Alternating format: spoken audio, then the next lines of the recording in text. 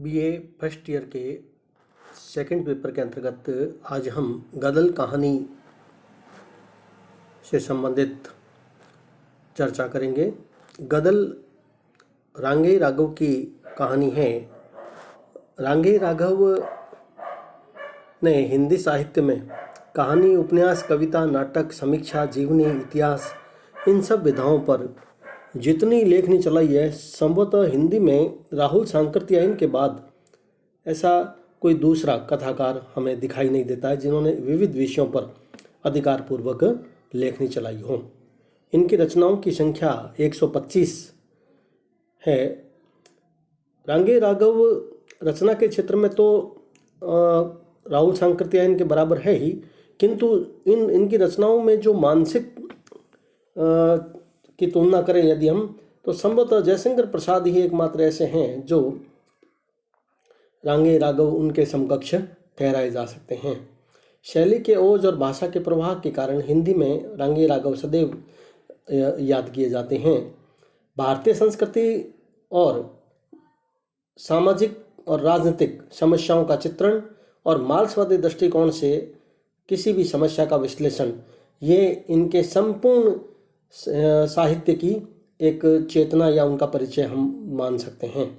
बहुत गहराई से इन्होंने समस्याओं का, पात्रों के मनोदशा का, परिवेश की गहराई का अपने कहानी, उपन्यास, नाटक आदि सभी क्षेत्र में उसका चित्रण किया है।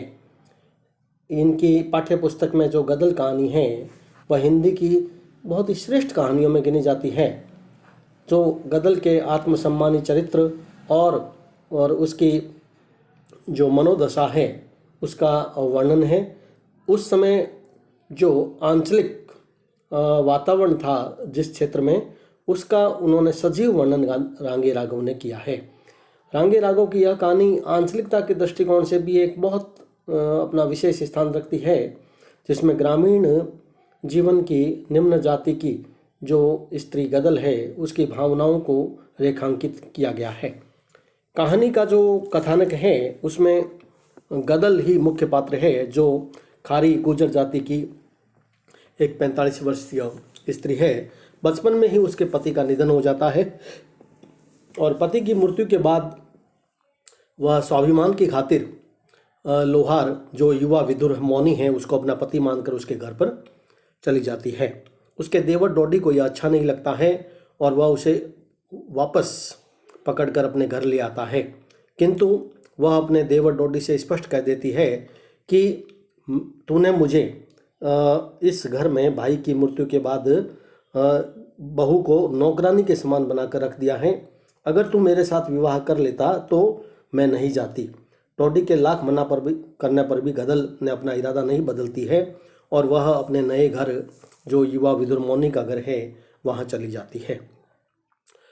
वह मौनी के घर में बसने का निश्चय वह इसलिए नहीं करती है कि उसकी कोई आर्थिक व्यवस्था उसे सता रही थी या उसकी कोई इच्छा पूर्ति थी, किसी प्रकार की कोई वासना संबंधी या कोई अन्य, परंतु वह अपने बेटों और बहुओं के उपेक्षित व्यवहार से बहुत दुखी हो जाती है अपने घर में और उसकी गुलामी नहीं सहन करना चाहती है। वह एक स्वाभिमानी स्त्री है और पति की मृत्यु के बाद में वह किसी के अधीन नहीं रहना चाहती। हालांकि देवर डोडी के साथ वह विवाह करना चाहती है, किंतु देवर उसके लिए जब तैयार नहीं होता है तो वह पूरी तरीके से टूट जाती है और घर छोड़ देती है। और जब उसका पति भी मरता है तो मृत्यु भोज में जब उसका देवर कहता है कि केवल 25 आदमियों को बुलाया गया, तो गदल के नए घर में जब उसका पुत्र नारायण उसे दंड धरवाने गया तो वह अपने कड़े और आंसुले उसे दे देती है। तब वह किसी तरह की पंचायत आदि बैठाने की बात भी नहीं करती है। गदल का पूरा जो व्यक्तित्व है वही इस कहानी का महत्वपूर्ण हिस्सा है, जिसमें पूरी भोज में सारी बिरादरी को निमंत्रित, कानून से बचने के लिए दरोगा को रिश्वत, ईर्ष्या से ग्रस्त मौनी पुलिस अधिकारियों की शिकायत, इन सब तथ्यों का जो वर्णन इस कहानी में आया है, वह इस कारण से यह कहानी एक जीवंत कहानी बन जाती है। कथानक विन्यास के दृष्टिकोण से देखें तो गदल स्त्री, पुरुष और पारिवारिक संबंधों की एक कहानी है, जिसमें कहानीकार रांगे राघव ने गदल का एक पूर्ण जो चित्रण है उसका चरित्र का वही उन्होंने रखा है। आदि मध्य और अंत तक वह पूरी तरीके से गदल ही इस कहानी में स्पष्ट परिलक्षित होती है। कहानी में पूरी तरीके से सरलता और सरसता है जो आंचलिकता से ओतप्रोत है। जहाँ तक कहानी के पात्रों की बात है तो महत्वपूर्ण पात्र पूर्व मैंने आपको स्पष्ट कर दिया कि वह गदल है। उसके अलावा डोडी और मोनी इस कहानी के दो अन्य महत्वपूर्ण पात्र हैं, लेकिन वे दोनों गौण पात्र ही माने जाएंगे। एक स्वाभिमानी निर्भीक साहसी जो प्रेममयी महिला गदल है, उसके चारित्रिक विशेषताओं को उजागर करना ही रांगे राघव का मुख्य उद्देश्य रहा है। डोडी का चरित्र धर्मभीरू, मानवीय करुणा, नैतिकतावादी से संपन्न है, जो समाज और बिरादरी की बहुत जरूरत से ज़्यादा ही चिंता करता है। किंतु गदल एक दृढ़ निश्चय वाली है। वह यह नहीं सोचती कि उससे बिरादरी पर या उसका क्या प्रभाव पड़ेगा। हालांकि वह बिरादरी के नियमों कानूनों का पूरे पालन भी करती है, किंतु फिर भी वह एक निडर महिला ही मानी जाएगी। कहानी में संवाद कथानक के अनुरूप है। पूरी संवाद कहानी में संक्षिप्त, पात्रानुकूल और कहानी के उद्देश्य को, उसके मर्म को व्यक्त करने वाले माने जाते हैं। गदल कहानी में जो वातावरण दर्शाया गया है वह बहुत महत्वपूर्ण है। वातावरण के दृष्टिकोण से देखें तो बहुत ही आंचलिकता से संपन्न एक आकर्षक वातावरण इस कहानी में रांगे राघव के द्वारा रखा गया है। जब कहानी के न केवल हम देखते हैं वेशभूषा, पात्र या कहानी में जो राजनीतिक, सामाजिक, धार्मिक, आर्थिक जो भी वातावरण दर्शाया गया है वह पूरी तरीके से आंचलिकता से ओतप्रोत है। यह गदल का जो वातावरण के अनुरूप जो चित्रण है वह हमें पूरी तरीके से कोई झूठा या मिथ्या चरित्र नहीं लगता है। वह पूरी तरीके से सहजता और स्वाभाविकता से संपन्न है।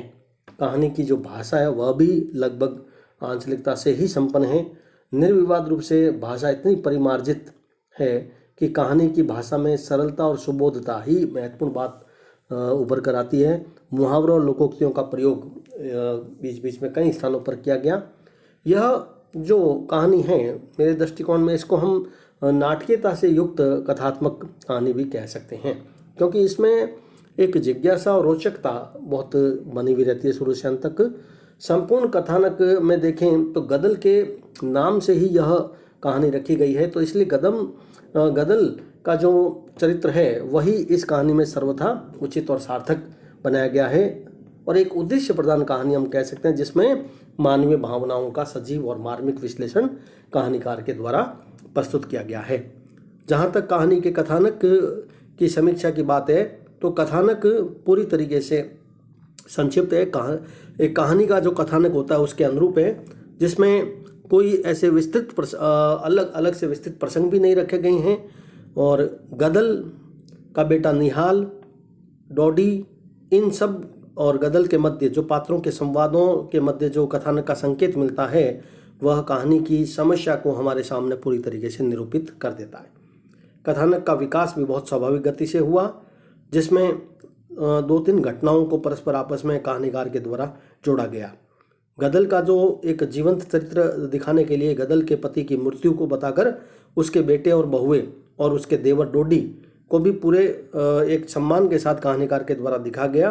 किंतु गदल अपने विधुर देवर जो डोडी है उसका जो डरपोक चरित्र है उस पर कहानीकार के द्वारा एक विशेष ध्यान दिया गया। गदल एक तरफ स्वाभिमान से संपन्न है तो दूसरी तरफ जो डोडी है वह स्वाभिमान तो दिखाई तो देता है उसका आंतरिक रूप से, लेकिन सामाजिक और बिरादरी की चिंता उसे इतनी ज़्यादा रहती है कि इस कारण से वह अपने गदल है जो उसके परिवार के सदस्य से वह नाराज़ भी रहता है, क्योंकि गदल ने उतनी ही चिंता की जितनी ज़रूरत होती है समाज के परिवार की। कहानी में नाटकीयता की परिधि और कलात्मकता की समाप्ति को देखें तो कहानी पूरी तरीके से स्वाभिमान की खातिर जो गदल अंत में मर मिट जाती है, कथानक का समापन और यहीं पर होता है।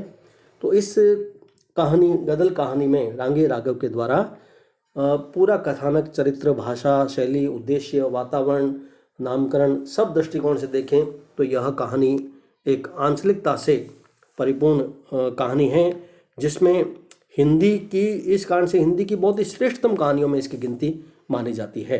क्योंकि उस समय में एक ऐसी स्त्री, गदल के रूप में एक ऐसी स्त्री का आत्मसम्मानित चरित्र और संपूर्ण ब्रजमंडल की आंचलिकता का एक सुंदर चित्रण प्रस्तुत करना, जिसमें ग्रामीण जीवन की सभी सामाजिक परंपराओं, प्रथाओं, रूढ़ियों और भावनाओं का एक सुंदर समावेश रांगे राघव के द्वारा किया गया है। कथानक की सभी छोटी घटनाएं आपस में गुंफित है और कथानक इस ढंग से आपस में बांधा गया है सभी घटनाओं को कि एक नारी का संपूर्ण व्यक्तित्व हमारे सामने पूरी प्रखरता के साथ उभर कर आता है।